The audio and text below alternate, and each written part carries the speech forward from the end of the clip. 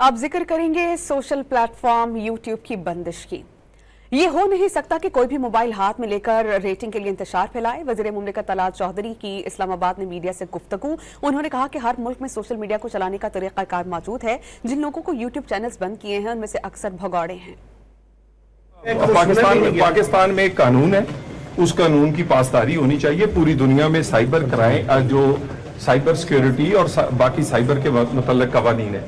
आप ये नहीं कर सकते कि हाथ में किसी ने मोबाइल उठाया हुआ है, किसी के आप कत्ल का फतवा दे दें, किसी की आप उस सर की कीमत लगा दें, किसी को आप मजहबी तौर पे ऐसी कोई बात करें कि उसकी जान को खतरा हो। तो बात ये है कि आप इंतशार के लिए ये मोबाइल और सोशल मीडिया इस्तेमाल नहीं कर सकते। पूरी दुनिया में इसके रेगुलेट करने के कानून है, पाकिस्तान में भी है। इन्हीं कवानीन के तहत ये सब कुछ चल सकता है। जो इन कवानीन के तहत अपने वीलॉग करता है, सोशल मीडिया अकाउंट्स पे जाता है, ज्यादातर भगौड़े हैं। ये सोशल मीडिया से पैसे कमाने के लिए सनसनी फैलाते हैं।